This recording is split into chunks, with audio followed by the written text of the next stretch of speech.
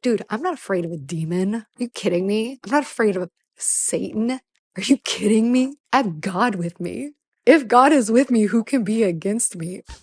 Gabbie Hanna is a YouTuber and ex-Vine star whose height of fame was around 2015, but you probably know her from when she went viral in the lockdown era of YouTube for her sincere attempt at music and poetry, which quickly became peak cringe culture. And to scream, oh no you don't, whoa. She was also in a drama with Jessie Smiles, but most people know her for being the monster that's been there all along. What if I'm the monster? So she took a year's break from the internet between 2023 and earlier this year, 2024, and seemingly she started again and began rebuilding her life offline. And honestly, I hadn't heard from her in years, and I didn't think I would again until I saw the darndest thing. Now, I'm subscribed to the Oxford Union because I'm a little alpha nerd, and they post filmed talks and debates held at Oxford University. And since it's such a prestigious organization, they usually have really cool speakers like Tom Hanks or Morgan Freeman. They also have politicians and controversial figures. Nancy Pelosi was there a few months ago. And then out of nowhere appeared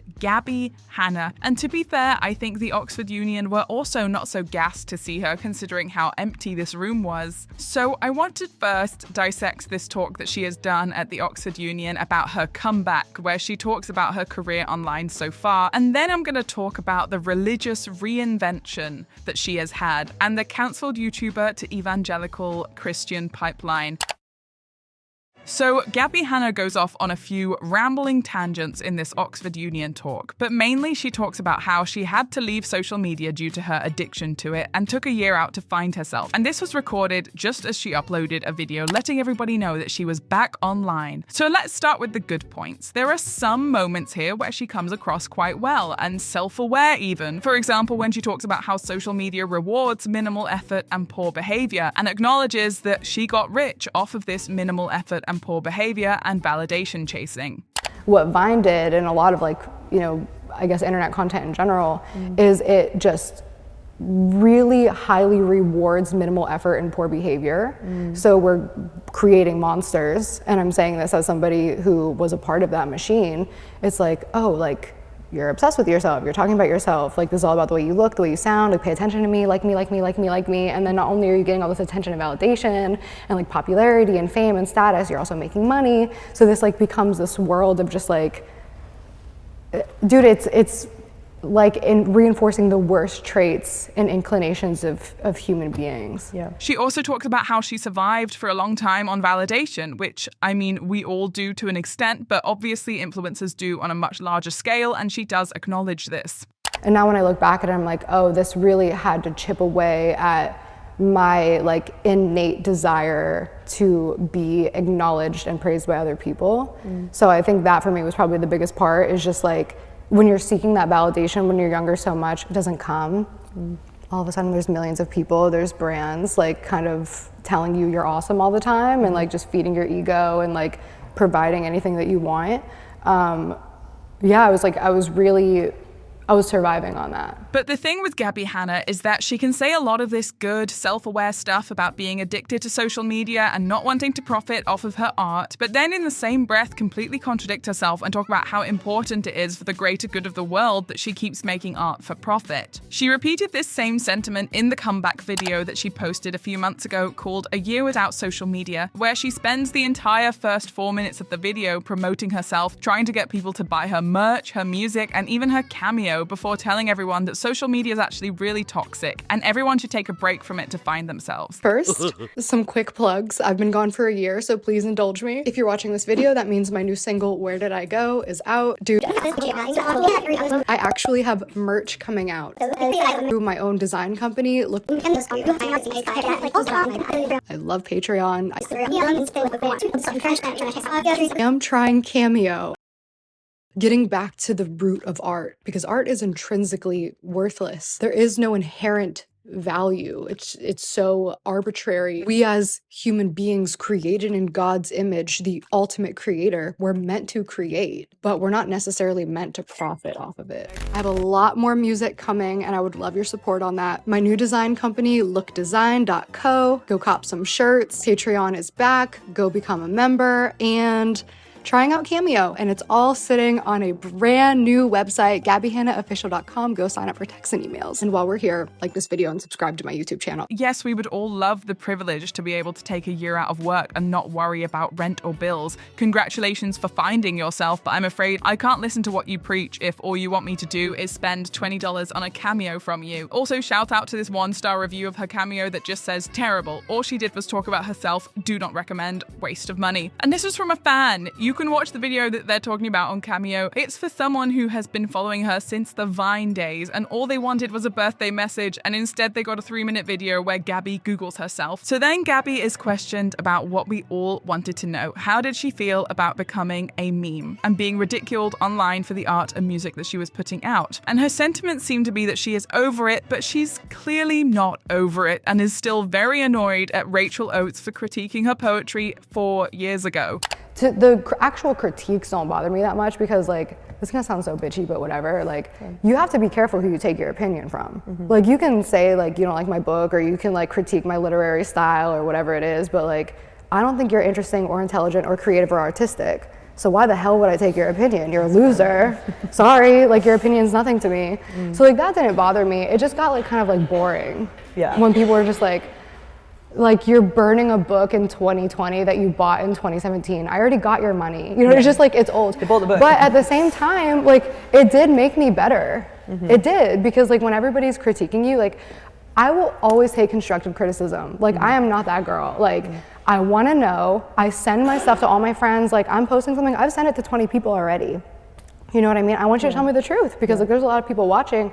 But anytime people try to bring you down, like, if you're like talented person, you're gonna become better because of it. So like, they made me more talented, and that's dope. So if you've forgotten, one of the main things that started the Gabbie Hanna cringe was people on the internet discovering her poetry, and I use the term poetry loosely. The book of poetry in question was actually released 3 years before it all kicked off in 2017, and at that time it was being sold to a young preteen audience, so nobody really bat an eyelid until Rachel Oates, a YouTuber and book and poetry critic, decided to give this book an actual analysis from the perspective of a person who enjoys reading poetry, and Gabbie Hanna got very mad.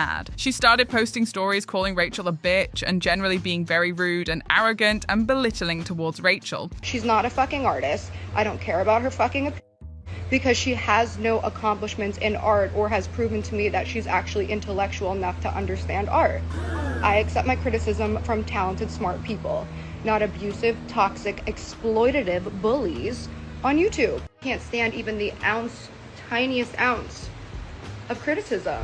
You're a fucking monster. You're a bitch. And even though this poetry is objectively bad, Gabbie seems to still stand by it and is still adamant that Rachel and the whole internet are wrong because we're not artists that she respects and therefore we're not worth listening to. With love though, Gabbie, I'm sure all of the artists that you do respect and listen to would give you the exact same criticism after reading Time is Relative, Beauty is Relative, Family is Relatives. It's not even grammatically correct. You don't need to keep pretending that this is high art. You don't need to keep posting TikToks reacting to your poetry and crying and trying to convince us that it's really good. She brings this up again in the Q&A, saying that only people with accolades and skills can critique her, otherwise they're all just jealous haters. Why are you critiquing me? Like, you don't have any accolades or skills or desirable traits in which I would want to consume your criticism. Like, it doesn't make sense. That's my first thing. So that's like hate. Like, if you're coming from a place of like, I read a poem once. Like, you know what I mean? You don't know what you're talking about, shut up, you know what I mean? So that's my one, like, you're just a hater, like, you're jealous, like, whatever. But then the other one is just like, are you being genuinely constructive or are you being mean? Because a constructive criticism never comes with an insult. It never comes with a jab. It doesn't come with like bullying or belittling or trying to be like a funny mean girl. Like, that's not constructive. Constructive means I'm trying to build you up. It's construction.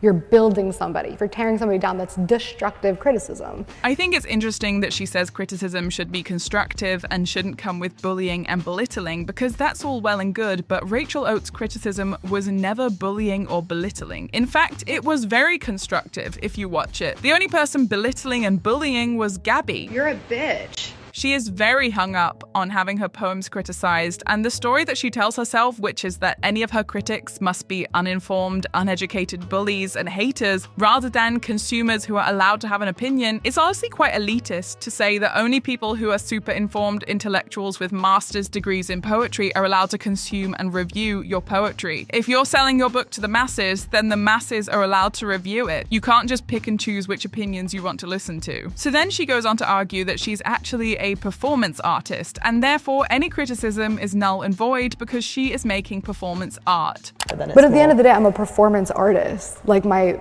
stage, my platform is social media. I'm doing things. Now I'm going to say something here. I think that if you make art that is not received well, you can slap the label performance art on it and suddenly it's its own art form. And this is not to dismiss all performance art. My sister actually has a degree in performance art. It was a mistake. I don't think she really knew what it was when she signed up, but from what I learned going to loads of performance art showcases with her is that performance art takes itself very seriously and it almost always has a political message, no matter how weird or unserious it looks to the public. I'll let this poor person who's just come back from a show at the Edinburgh Fringe explain the average performance art piece to you. Put a finger down if you went to a show at the Edinburgh Fringe Festival and there was a lady who had a helmet on, and the helmet was also a popcorn machine, and she poured some popcorn into the popcorn machine and closed the lid and started dancing around. By the way, this woman was also naked, completely naked. She hadn't shaved, so you could see everything. And then after dancing around and hula hooping for 30 minutes, she then squatted low and then popped out a cup of salt from her private parts and then poured the salt on the popcorn and then threw it at the crowd, and then one landed on you. The key to performance art, though, is that you have to start your project with the intention of making performance art. You can't just make loads of TikToks and music and have people not take it as seriously as you do, and then label yourself as a performance artist after the fact. She makes it seem in this interview as if everything that she has done up until this point has been intentional performance art. And I think that is what she is posting nowadays. Her videos certainly have intentional performance art vibes, but it definitely wasn't always with that intention. The interviewer then brings up August 2022, which is a reference to a period of 24 hours in August 2022, where Gabbie Hanna posted over 140 TikToks, mostly where she was filming herself alone in her house, and everybody became suddenly very concerned about her well-being, noting that she appeared to be in the midst of a manic episode and was clearly home alone. I can't wait to sleep, God, please let me sleep, but I can't today, 'cause there's babies dying on the fucking street. There's babies dying on the motherfucking street. You know, I saw a TikTok back when I was still using TikTok of babies on the street who adopted another baby on the street. Two homeless babies adopting each other on the street, and they held hands all the way down the street.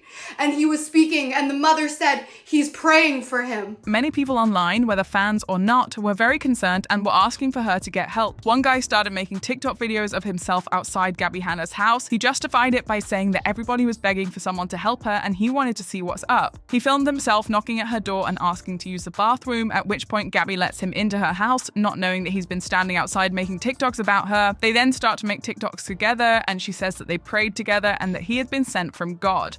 This only made people more concerned, not to mention how dangerous it was for a stranger, who looked like a minor by the way, to be in a vulnerable person's house when he knew that she was home alone, when he was lying to her about not knowing who she was and pretending he just wanted to use her bathroom. If he had been a different guy with different intentions, it could have been a very different story. Even her friends were texting her to get that man out of her house. He means well. We know he means well. My friend who texted me and told me to get the stranger out of my house. I think he meant well too. Yeah, I think so. But Nicholas is good. And after she did find out that he knew who she was and made him leave, the police ended up breaking and entering her home and detaining her for 2 hours due to the amount of calls they were getting from people on the internet insisting that she needed a welfare check and was in danger. So safe to say this sounds like an awful, traumatic 24 hours. And Gabbie can choose to frame that in her mind in whatever way works for her. But interestingly, in this talk, she never really makes reference to it as a manic or traumatic episode, even though that's what she said it was in the past. Instead, she tries to frame it as some sort of intentional performance art piece where she was being funny on purpose, and we need to give her credit for being intentionally funny. I think what's frustrating for me is when I feel like people aren't acknowledging that it's okay that I made a funny joke instead of trying to make it like, wait, she's crazy and we're all laughing because it's funny. Like the one that comes to mind is the acting different one. I don't know if you know that, where I was like, I don't want to hear I'm acting different. And it went like so viral because I was like, she's crazy, she's lost her mind. And like everybody's laughing because it's funny, but they can't just be like, oh, Gabbie's funny and she made a funny video. They have to be like, wait, she's crazy and we're all laughing at her mental breakdown.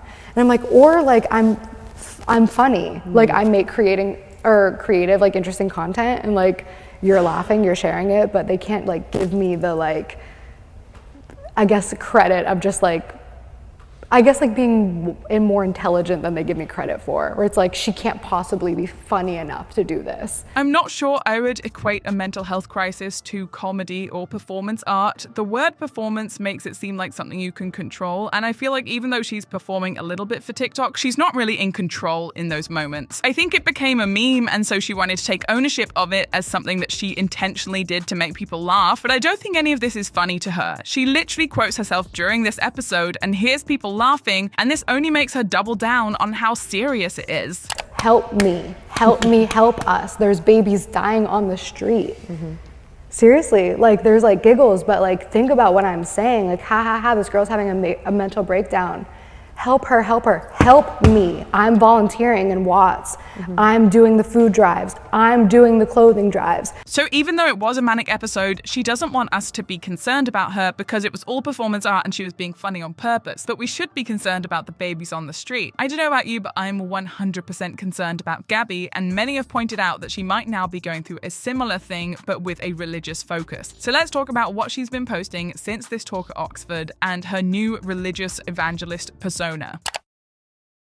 On Gabbie Hanna's Wikipedia page, under personal life, it says Gabbie Hanna is a Christian. And when you make a claim on Wikipedia, it has to be backed up by a source. And usually with public figures, it will be a link to an interview they did with some sort of publication. For Gabbie Hanna, however, the source is a link to this TikTok. All I want is your love.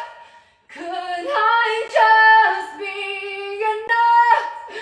Could you try just for a little? I don't know if she put that link on Wikipedia or if a troll did, but either way, this sets a precedent for this new era, which is essentially just the exact same thing that we saw in 2020 and in 2022, but with a heavier focus on Christianity. Also, shout out to the top comment under that video. So basically, Gabbie Hanna was able to take a year-long break from social media and believes this to have been a gift from God. Now, I have no problem with people finding religion, believe what you want to believe, that's no problem. But it does become a problem when you start aggressively preaching it to others, especially when you are tone deaf in your approach. Because Gabbie will say things like, don't pay attention to her because every moment you're listening to her, you're actually not listening to God. But at the same time, she wants you to buy her merch, watch her videos, and stream her music, and listen to what she preaches because what she preaches is correct. Don't think any of us were meant to be on a platform in that way. I don't think that any of us were meant to be like famous. I don't think any of us were supposed to have followers. I don't think any of us were supposed to idolize ourselves in that way. Because not only are we idolizing ourselves, but we're making ourselves false idols.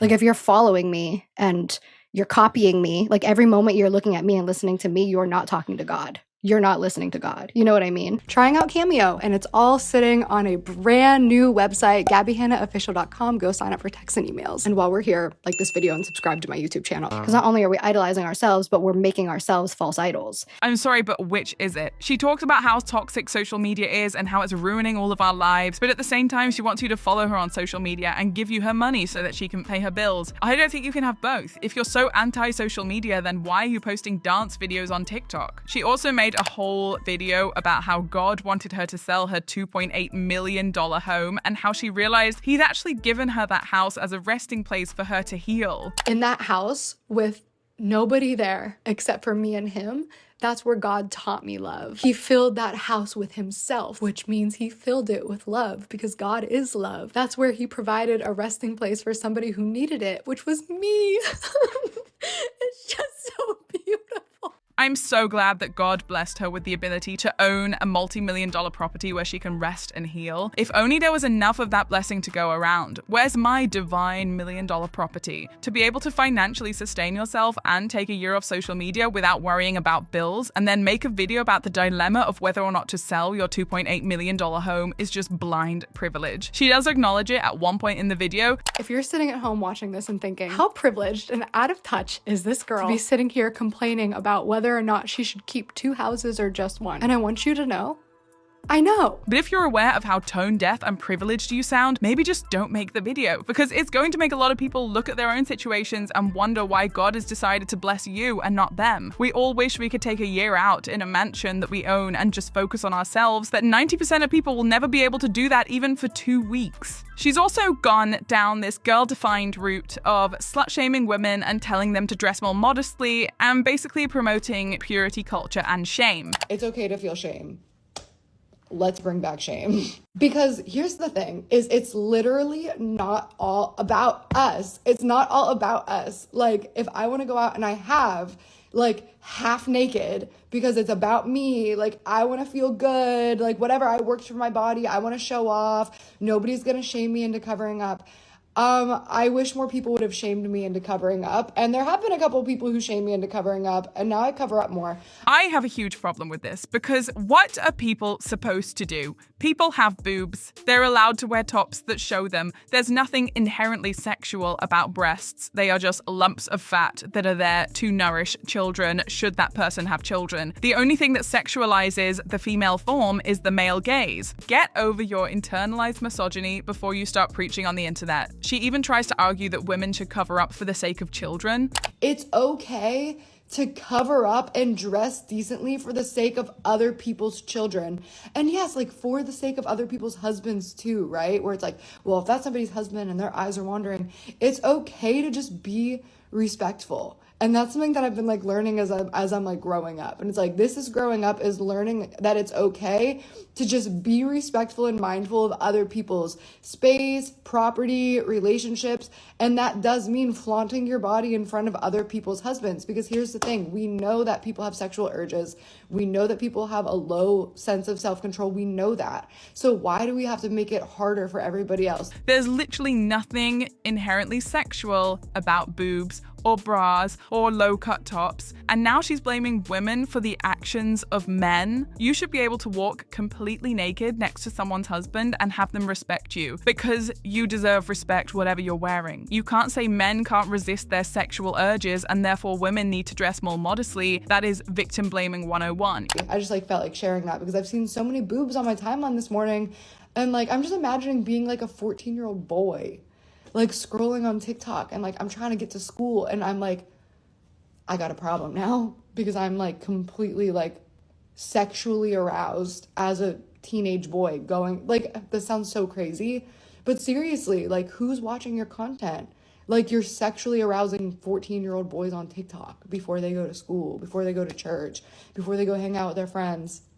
And now there's like a porn and masturbation problem, which leads to unprotected sex amongst teenagers and adults, which leads to unplanned pregnancies, which leads to STDs, soul ties, heartbreak. Like, it's literally such a huge chain of events. And it all starts with music, media, and us. It's actually really easy to not objectify women's bodies that you see on TikTok. It's called not being a predator. And I'm sorry, but you can't say that women are the problem. If young boys have a porn problem, that's a problem with the porn industry and with male socialization, not women wearing sports bras on TikTok. What is with influencers turning to conservative Christianity? Does it make them feel better about themselves because they feel like they're healed and modest and therefore holier than you? She even calls women who dress like this trashy and clearly thinks herself much better than women who dress for hot weather. It's giving I'm religious now and therefore better than everybody else. And she's now posting low quality YouTube videos with Bible quotes at the start, followed by her dancing to music. She's posting videos of her feet on the floor talking about the great sermon she just heard. I'm sorry, Gabbie, but cover your feet. You can't expect men with foot fetishes to resist their sexual urges. There's an interesting concept called evangelical narcissism. The Antibot covered this phenomenon, and I'll link their video below, but I think I see a lot of that in Gabbie. She has found God, but in a way that makes it about her and her quote-unquote art. God wants everybody to stop using social media, but he wants her to keep posting her art on there because she's a performance artist. He wants everyone else to struggle, but he wants her to heal in her $3 million home in LA so that she can be the best version of herself. He wants her to start preaching modesty and spread the word of Christ and ignore anybody else trying to bring her down. It's just another vessel for narcissistic behavior. She is the chosen one, the enlightened one, the holy one that deserves more than those who are unenlightened and who are being influenced by devilish things like social media. I honestly think that the cancelled YouTuber to evangelical Christian pipeline is so popular because it allows these people to repeat the same toxic behaviors, but they're able to convince themselves that it's for a cause that is bigger than themselves. They're still better than everyone around them, but it's not because of their views or followers, it's because of their divine connection with God and their us versus them attitude, where everybody who does not live like her must be shamed into doing it. She even stitched a video about a mukbang streamer who lost their life on a live stream and used it as an opportunity to preach about how gluttony is a sin.